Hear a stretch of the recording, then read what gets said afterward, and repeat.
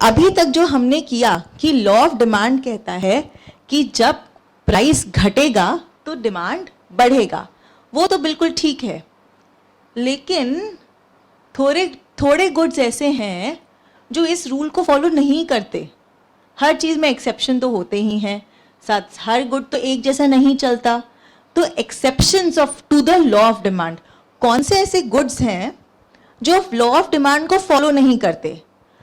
तो law of demand को follow नहीं किया, इसका मतलब ये बना कि प्राइस घटेगा तो डिमांड घटेगी, और प्राइस बढ़ेगा तो डिमांड बढ़ेगी। मुझसे ज़्यादा पैसे मांगोगे तो मैं और खरीदूंगी।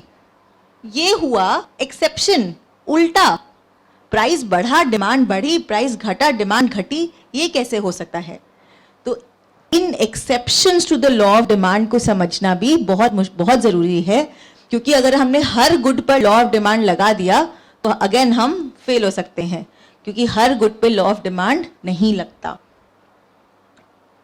सो in certain cases the demand curve, जिसमें प्राइस है y एक्सिस पे और क्वांटिटी है x एक्सिस पे, तो जो डिमांड कर्व है जो बाकी गुड्स के लिए तो ऐसे चलता है, एक्सेप्शंस के लिए उल्टा चलता है। प्राइस बढ़ा तो क्वांटिटी डिमांडेड भी बढ़ी। प्राइस था अगर 5 का तो क्वांटिटी बिकती थी 50। प्राइस हो गया 6 का, क्वांटिटी डिमांडेड बिकने लगी 60। प्राइस हो गया 7 का, क्वांटिटी डिमांडेड बिकने लगी 70। तो ये भी समझना बहुत ज़रूरी है। इसे कहते हैं exceptions to the law of demand. और अब वो गुड्स के बारे में पढ़ते हैं जो एक्सेप्शंस माने जाते हैं to the law of demand. तो सबसे पहले हम आते हैं वो गुड्स जिनके बारे में हम थोड़ी बहुत पहले समझ चुके हैं, स्नॉब इफेक्ट। उन्हें कहते हैं हम कॉन्स्पिक्युअस गुड्स। ये है कॉन्स्पिक्युअस गुड्स, जो होते हैं आर्टिकल्स प्रेस्टीज के। स्नॉब इफेक्ट जहां आता है, जो सिर्फ रिच लोग डिमांड करते हैं। जो जितना महंगा हो उतनी ज़्यादा अट्रैक्टिव हो जाती है, उन गुड्स को कहते हैं कॉन्स्पिक्युअस गुड्स। और वहाँ पर लॉ ऑफ डिमांड नहीं चलता। उसको आप जितना एक्सक्लूसिव और जितना महंगा बनाओगे, उतने ही लोग उसको चाहने के लिए मांगेंगे कि हमें वही चाहिए जो बाकियों के पास नहीं है, जिसका दाम सबसे ऊंचा है, हमें वही चाहिए। तो वो क्रिएट करना बहुत मुश्किल है, उसको क्रिएट करना पड़ता है, उसके अराउंड ऐसी स्टोरी बनानी पड़ती है कि ये तो बस चाहिए ही चाहिए। जैसे डायमंड्स के साथ एक स्टोरी बनी हुई है, जितना बड़ा, जितना सफ़ेद उतना सुंदर। तो बस वो एक बड़ा सफ़ेद पीस के लिए लोग कितना ही पैसा खर्च करने को तैयार है। और वही डायमंड आप छोटा कर दो, उसकी क्लैरिटी कम कर दो, कलर थोड़ा पीला कर दो, डिमांड कम होती जाएगी। तो प्राइस कम, डिमांड कम, प्राइस ज़्यादा, डिमांड ज़्यादा। तो ये होते हैं कॉन्स्पिक्युअस गुड्स, जिसमें लॉ ऑफ डिमांड हम नहीं लगा सकते। हमें समझना पड़ेगा, क्या ये गुड्स कवेटेड गुड्स हैं, क्या ये गुड्स स्नॉब इफेक्ट में आते हैं, क्या इनसे लोगों की प्रेस्टीज बनती है। अगर ये सब होता है तो हम उन पे लॉ ऑफ डिमांड नहीं लगा सकते। They are exceptions to the law of demand, because people care most about their prestige. उनका लुक, वो कैसे लगते हैं अगर वो ये गुड कंज्यूम करते हैं कि मैं ये भी कर सकता हूँ, तो उसमें लॉ ऑफ डिमांड लगाना गलत होगा। फिर एक जहां लॉ ऑफ डिमांड नहीं चलता वो है वॉर में अगर प्राइसेस ऊपर जाते हैं तो लोग कंजम्पशन कम नहीं करते, बढ़ा देते हैं, क्योंकि उन्हें लगता है फ्यूचर में प्राइसेस तो और बढ़ने वाले हैं, अभी ले लो। तो ये इन चक्कर में वॉर में भी लॉ ऑफ डिमांड नहीं चलता। अगर प्राइसेस बढ़ना चालू हुए तो लोग परेशान होके कि आगे क्या होगा, पहले ही होल्ड करना चालू कर देते हैं। जैसे कि कोरोना वायरस के टाइम हुआ था। कोरोना वायरस के बिगनिंग में लोगों ने दाल चावल सब होल्ड करना चालू कर दिया था, क्योंकि आगे अगर दाम बढ़े या सप्लाई घटा तो क्या होगा। तो होर्डिंग बिहेवियर जहां आ जाता है वहां भी लॉ ऑफ डिमांड काम नहीं करता। उसके बाद डिप्रेशन भी कोरोना वायरस के टाइम पर आया था। इसका मतलब जब काम कम है, धंधा बंद है, लोगों के पास बिजनेस नहीं है, उस टाइम पर आप चाहे दाम कितना भी घटा दो, लोग नहीं खरीदेंगे, क्योंकि उनको अपनी इनकम या अपनी बिजनेस की स्टेबिलिटी के ऊपर भरोसा नहीं होता, तो वो कोई भी पैसा खर्च करना नहीं चाहते।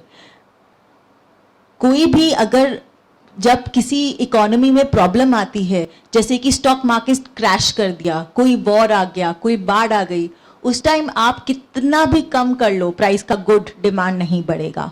तो हमें याद रखना पड़ेगा कि अगर इकोनॉमिक हालत, economic condition of the country is bad, if we are going through a bad time, law of demand will not work that time. Now the next reason for the failure of law of demand, जहां law of demand नहीं चलता, वो एक बहुत ही peculiar category of goods है जिसे हम कहते हैं giffen goods. Now giffen goods is it's something which was discovered by an economist by the name of Mr. Giffen. तो उन्होंने क्या नोटिस किया कि अगर कोई बहुत गरीब है और सपोज करो वो गरीब है, तो उसका खाना होता है चावल और प्याज, बस उसके पास और कुछ भी खरीदने का पैसा नहीं है, और अगर प्याज भी नहीं खा सकता तो खाली चावल और नमक से अपना खाना खाएगा, या सिर्फ रोटी, कोई दाल नहीं, कोई सब्जी नहीं, कुछ भी नहीं, सिर्फ रोटी या चावल। अब ऐसे में जब उसकी हालत इतनी खराब है, चावल का दाम बढ़ गया, रोटी का दाम बढ़ गया, तो वो क्या करेगा? वो चावल, और चाहे चावल का दाम कितना भी बढ़ जाए, वो चावल की कंजम्पशन और कम नहीं कर सकता। जो 1 कटोरी 2 कटोरी चावल या 1 रोटी खाना है, वो खाना ही है। तो ऐसे गुड्स को क्या बोलते हैं? इतने नेसेसिटी गुड्स है वो, कि अगर उनका दाम बढ़े तो हमें बाकी चीज़ों पे खर्चा कम करके इनकी कंजम्पशन को ही बढ़ानी पड़ती है। तो अब वो क्या करेंगे कि अगर चावल का दाम बढ़ा तो प्याज जो खरीदते थे उसको नहीं खरीद के चावल ही थोड़ा और खरीद लेंगे, क्योंकि चावल के बिना तो चल ही नहीं सकता। तो जिन गुड्स के बिना चल ही नहीं सकता, उन गुड्स को कहते हैं गिफन गुड्स। तो उन गुड्स का जब दाम बढ़ता है तो हम उसकी क्वांटिटी कम नहीं कर पाते, हम बाकी चीज़ों की क्वांटिटी कम करके उस गिफन गुड को ही और खरीद लेते हैं। So that is called a Giffen good, and that is an exception to the law of demand. Now Giffen good usually एक सबसेट है। हमने इंफीरियर गुड किया था पहले। इंफीरियर गुड वो होता है जहां पे अगर इनकम बढ़ी तो क्वांटिटी डिमांडेड कम हो जाएगी। इंफीरियर गुड याद है, नॉर्मल गुड होता था, क्वांटिटी, अगर इनकम बढ़ी तो क्वांटिटी बढ़ेगी, अगर पैसा ज़्यादा आया तो और क्वांटिटी खरीदेंगे। लेकिन इंफीरियर गुड ये था, पैसा ज़्यादा आया तो क्वांटिटी नहीं खरीदेंगे, कम कर देंगे।